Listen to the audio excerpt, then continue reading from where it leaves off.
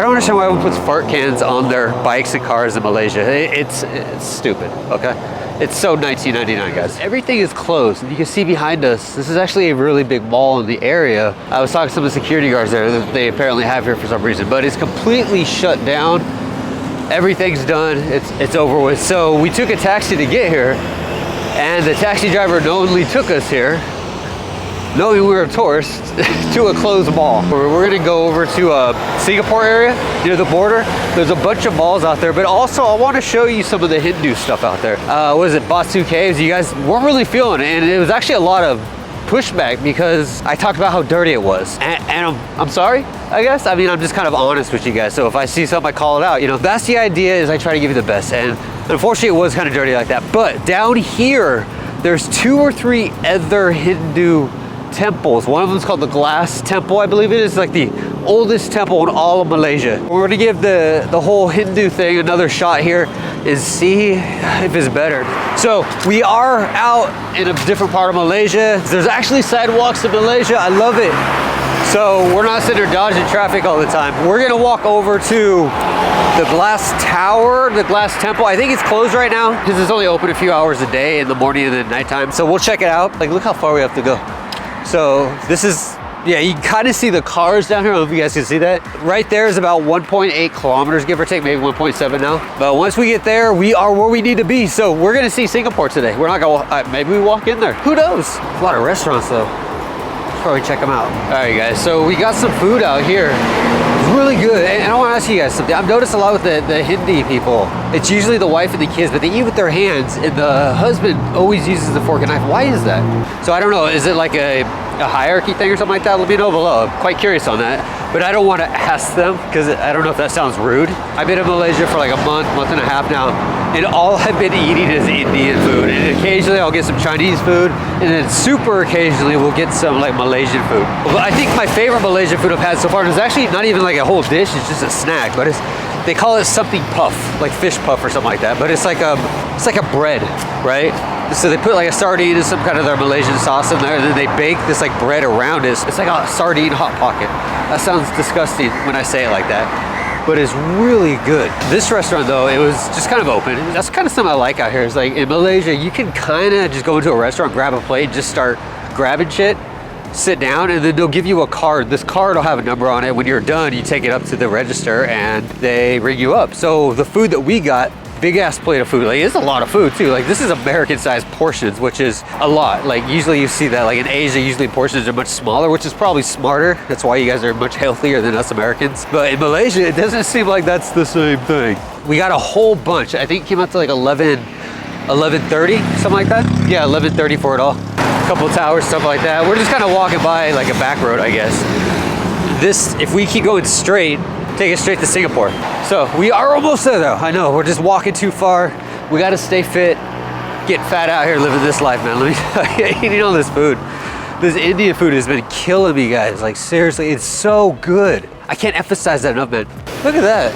Got little Saigon massages. I wonder if they do Thai ones, but we are down to the main area. You see, we're getting to the mall. We got the main KSL. Is that like a main mall? I don't know. So we're definitely getting towards like the tourist stuff out here now. We got Discovery Jazz XXX. Oh, nice. I want to make this clear before I say this. In the Western culture, we have a term that we say about certain types of cars, not as a racial thing, but we say it as kind of a joke. One thing I've noticed about Malaysia is there's a lot of rice rockets out here. Like, there's a ton of them. Like, we got a Honda City or Civic, something like that, a hybrid, the CRZ. But it's just a rice rocket. I don't know, it's funny. I think it's hilarious that like they even put like the, what do you call it, like the decals on the side of the car of like different brands, like Spoon. And I remember when I had my Integra Type R, like this is way back in the day, man. I was like university starting up. And we put like the custom exhaust and stuff on there, and it would just sound horrible. I mean, back in the day though, it sounded nice, but it was definitely different. Like, we started doing this like, I want to say like a year and a half before like Fast and Furious became like a huge thing. Dude, when that movie came out, we watched it at the Eastport Plaza. After that movie was over that night, it was one of those like 9:30 premieres, something like that, like first showing of the city. Everybody that left that parking lot, like that whole parking lot was just black, from all the tire marks. Like, it was insane. Everybody was trying to burn out and like drift out of the parking lot and whatnot. But that was my time growing up with like Fast and Furious stuff. But I see out here, Malaysia, they're kind of like, I feel like they're like 20, like they're starting to catch up to like the West when it came to this stuff. Like, I don't want to say they're 20 years behind, but like when I see this stuff, it's funny to see it. Nostalgia kicks in, it's exciting, but it's a waste of money. You destroy the value. You imagine if I had an Integra type art right now, still, I think it'd be worth like $120,000 if I just left it JDM. Like you see another one right here. Like they are not uncommon at all. Like it's insane. How many of these are just car shops? Yeah, they got a bug. Oh, that's the final one. Chop King 2. Wonder Chop King 1 is. And we see over here, like the houses are stupid nice. We have this one, and back here we have this one, and like the backdrop is all these hotels. That's actually really cool. This reminds me of Pattaya when we were in that like retirement area where Western people just kind of custom built their house. This kind of looks like it. Like look at these. And we can see here the Lego buildings again. You have the Lego houses and you have those two. Behind there is that New York one. That's really cool looking. And then this one doesn't even look like it's been touched. All right, guys, so we are here, finally made it to the normal area. I guess, I don't know if normal is a word, but we're in the tourist area. And we are right next to a galleria, which is it's just kind of a mall, really. Like, it's got like 4 or 5 floors you can kind of see up here. Of course, what is any mall in Asia without Pizza Hut? Am I right? That's something I've noticed too. Like, there's so many American restaurants out here. I'm gonna tell you, Malaysia, it's not good. It's why we're so unhealthy in America. We're kind of in the middle of it all. You can see we have a couple temples. Cool, this is like Thailand right here, where it has like the temple in the middle of the city. One thing about it is it's very, it smells like cigarettes, like really bad. But past that is not bad. You can smell a lot of food. I don't know where it's coming from, but there is a lot of Chinese restaurants right here. You see them here. I don't know if they're restaurants. Yeah, there's a few here and there. Yeah, you see we got a bunch of the, it's like the Hindu, how do you even say those words? Like the name has like 20 letters in it by itself. But I don't know, like maybe we're walking into, I'll try to show it to you guys. I feel like we're walking into like the India town like we were when we were in the capital, where we stayed at that hotel next to it. But it's a lot of, like how do you say it? Let's try it. Ayor, Migu, Rajam, Ariyaman, Devi Saptan, Anam, Johor, Bohor. How was that? Did I say it right? Probably not. But we are kind of near the temple areas. The other one, like I said, the glass temple, it was really dirty and not impressive, unfortunately. And it's super small. They charge you 10 RM to get into there, but there's like nothing in there. If you are out here, like I said before, it's definitely somewhere I guess you could go if it's nearby, but I wouldn't make it like a day trip or like a focus to come out here unless you are actually Hindu. But past that, yeah, like they do charge you though. I was reading the reviews on this too, and I think a lot of people were confused. If you are not Hindi, they will charge you 10 RM. It's not racist. That's a lot of people screaming racism on the reviews. If you're not Hindi or Indian, you have to pay to get into them. So it's not racism, but you do have to pay. But on that same note, and I understand why a lot of people are complaining, other spots don't charge you to get into their spots. So it is kind of weird that it's only that one. But it is also the oldest one. Maybe they try to use that as like a reason to upsell it. I don't know. Do you guys see that? Look behind me. Do you see that? See the hotel with the red and yellow? You see the red buildings, all the red and yellow. Even like all this stuff is yellow and red. Is this just all like Chinese area? Like, is that what's going on? And again, I don't mean it's like disrespect, but because this is a lot of Chinese people here, I think it's like, maybe it's Chinese influence. But yeah, it is definitely kind of cool, colorful. I mean, you see it, it's like red, yellow, red, yellow, red, yellow, red, yellow. And then you have the big buildings, Anna Star. Got some birds hanging out with us. And then, yeah, you have like these chairs. Like these are rock color, and then these are just bright yellow. So I don't know what's going on with that. Feels like downtown Portland with all the trees and the sidewalks and like the little river stuff going on. I mean, the only thing missing are the fires and riots. Yeah, I went there. Sweet. That's who I am, sweet. Then we got the Vietnamese guy. That's kind of one thing about Asia is you'll always find somebody trying to drive on the sidewalks. But out here, they're at least nice about it. Like, they'll look out for you and yeah. Like, if you get to other spots, you know what I mean? They'll just honk at you and almost run you over. So it's not bad here. Like, that guy actually moved and the girl said sorry. We're gonna walk down. You see here, we're kind of like in a Chinatown area.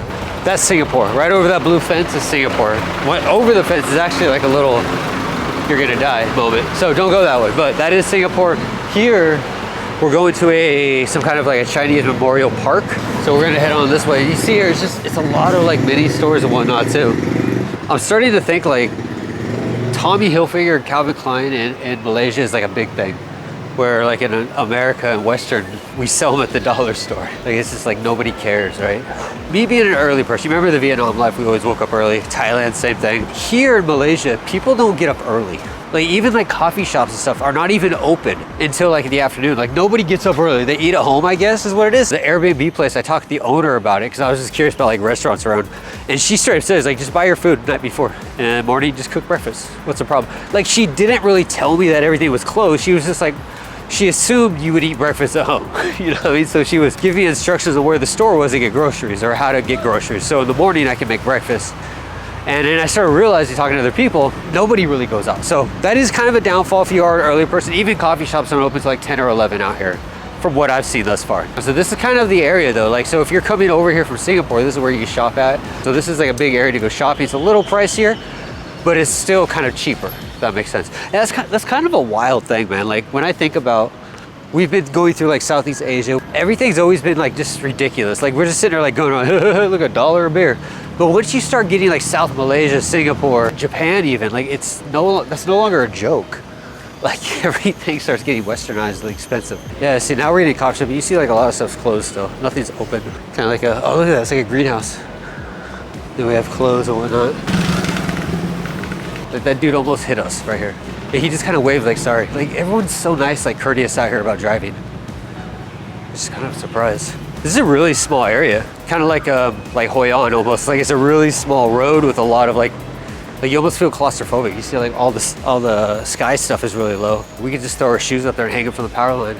So we're starting to see the coffee shops down here. They're actually really busy. And this is a fun fact I'll share with you guys. This area, there was a big trade or something like that going on with China where coffee shops got kind of like integrated into the country from China. So Malaysian coffee shop standards are kind of like Chinese standards, which is really exciting because if you've ever been to a Vietnamese coffee shop, it's the same as China. Like it's just kind of like you go to these coffee shops, you can stay there all freaking day.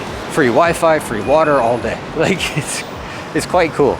You go to America, go to a Starbucks, try to stay there for like 20 minutes, they're calling the police on you. So definitely really cool coffee culture down here thus far. I've only went to one coffee shop in Malaysia and I liked it, like really liked it. We can see Singapore over here. It's always fun to see these. Remember we did this in like, oh, we were in Laos, weren't we? Yeah, we were in Laos and we were just like sitting in this coffee shop and next door to us was Thailand. So we were able to just like drink coffee in Laos and just look across the Mekong River and it was just Thailand like right there. And that's kind of the same thing here. Is that in Middle Asia or Singapore? Who knows? Look how small these shops are. Those look like oh shit, they are. They're storage units, like the shipping units. And mini stores and whatnot, like a park. Yeah, like in general, it's just like a bunch of shopping. This is definitely a lot of shopping. So I know there's a couple malls, maybe we'll hit them up. I think we should come back on a Friday night. That Chinatown looks like it'd be dope because right now it's just kind of dead. But I know it's gotta be going. We found ourselves another India town with a bunch of Hindi stuff, a bunch of markets, and some food. So let's check it out. Come on. Please don't kill my vibe. Please don't kill my vibe. Going back and forth with you. What is it? Kak, pukul 6 sore.